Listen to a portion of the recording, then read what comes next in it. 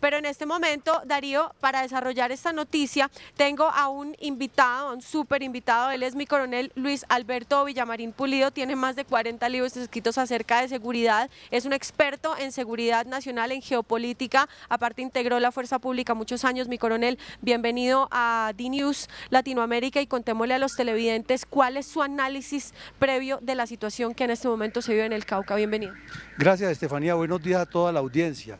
La situación que está viviendo el Cauca es increíble, es falta absoluta de gobierno, falta de estrategia, una combinación de todos los factores negativos como son el narcotráfico, la minería ilegal, el terrorismo, la falta de Estado, la connivencia de muchos sectores de la sociedad con estos delincuentes y la ausencia de responsabilidad de los dirigentes locales. Y todos se lo han querido trasladar, como históricamente lo han hecho, a las fuerzas militares. Usted, que sabe mucho de estrategia, de planeación, también conoce la fuerza militar desde el interior. ¿Qué es lo que pasa con los hombres que están en el Cauca? No tienen suficientes insumos, no tienen apoyo del Estado. ¿Por qué les está quedando tan difícil combatir a la guerrilla en esa zona? Mire, aquí hay un punto interesante, Estefanía.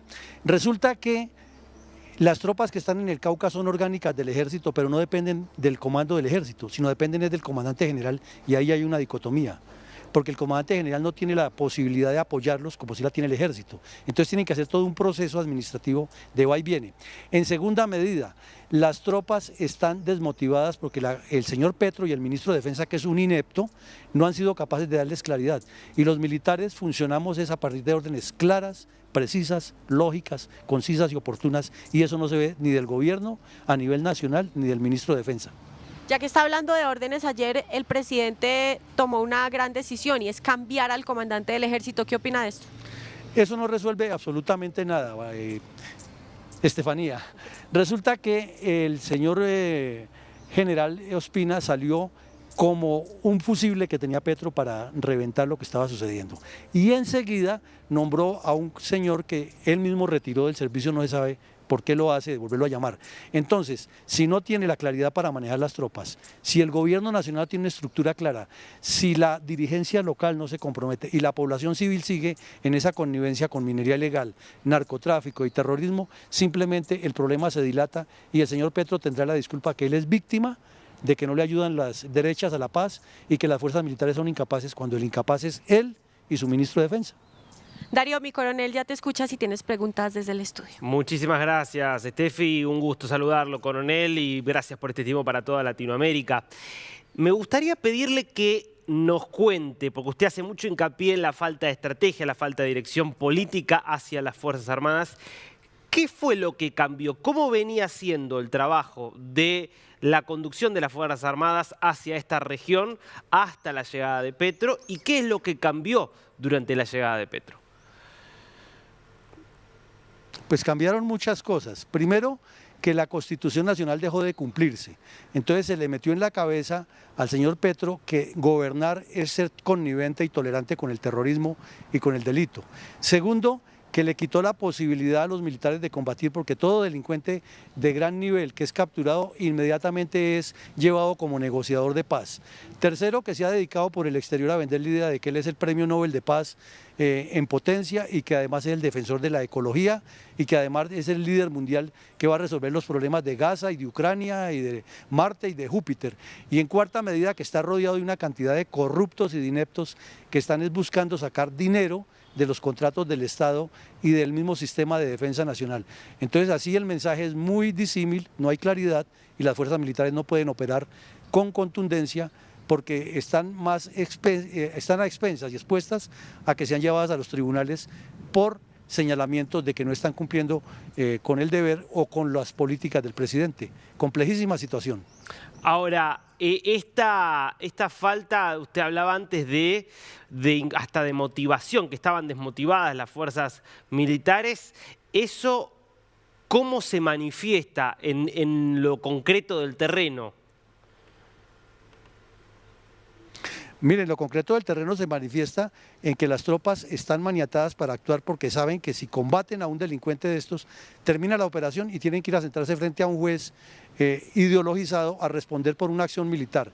En segunda medida, porque no ven el estímulo, no ven que a sus superiores lo respetan. Entonces, los demás generales que están en el servicio activo y que están dentro de la línea de mando, ven que al general Ospina lo sacan del servicio simplemente por un capricho de Petro para lavarse la imagen, pues dice, a mí me va a tocar lo mismo y prefieren irse o no asumir las responsabilidades. Y además, en las zonas donde están los delincuentes, entonces están llegando los comisionados de paz a hablar con los terroristas y uno no entiende cómo se está dialogando con un grupo que dice, en esta zona sí combatimos y en esta no. No, si el combate es contra los terroristas es total, pero decirles los combatimos, aquí no los combatimos en tal parte, es como váyase para allá, que aquí no le hacemos nada y procure no hacerme daño y volvemos a negociar. O sea, una farsa total. Usted habla de la negociación, obviamente la apuesta que tiene aquí el presidente Petro es llegar a desmovilización de estos grupos vía negociaciones de paz. ¿Qué diferencias ve en cuanto a la mecánica justamente de cómo están desarrollándose esas negociaciones y cómo se combinan las negociaciones con el control territorial y la acción de las Fuerzas Armadas respecto de lo que fue el último ejemplo exitoso, por lo menos que fue el de la época de Santos? Pues lo quiero desmentir un poco.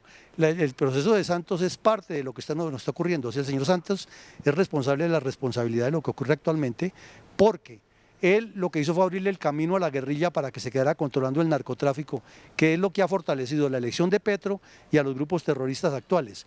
El señor Santos lo que hizo fue lavarle la imagen para llevar al Congreso a un sector de las FARC que está haciendo política y el otro sigue en el monte echando plomo y asesinando colombianos.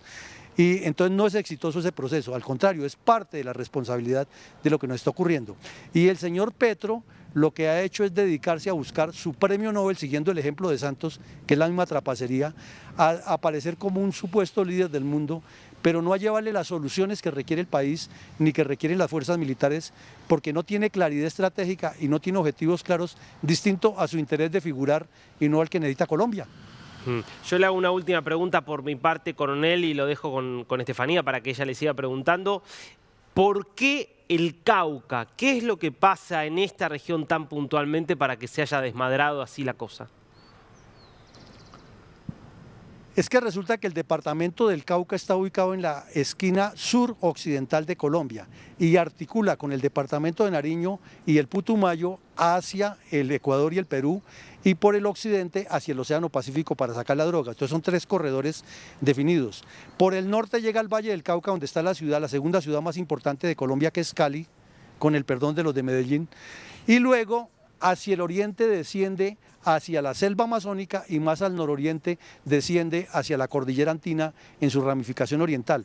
En ese nodo, las guerrillas, desde los liberales de la época de los 50 hasta los comunistas de la época actual y los narcotraficantes, han desarrollado toda su proyección geoestratégica hacia el centro del país para tomarse a Colombia. Y además el departamento del Cauca es una Colombia pequeñita, tiene selva, montaña, una parte muy cálida, tiene ríos, tiene recursos naturales y tiene narcotráfico por montones. Entonces es un escenario ideal para desarrollar este proceso, además por la mixtura de razas que hay indígenas, mestizos blancos, mestizos negros y negros.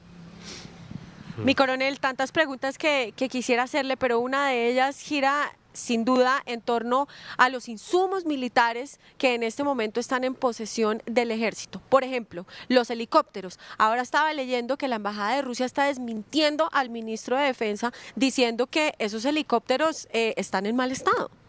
Pues es que usted tocó el tema fundamental. La pelea que Petro armó con Israel para dejar sin armamento a las fuerzas militares parece calculada por él intencionalmente. Y la de Rusia, con el cuento de que él no se mete en la guerra de Ucrania y Rusia, tiene los helicópteros en línea muerta la mayoría, y esos 2 accidentes que hubo recientemente son causa de eso, de falta de mantenimiento.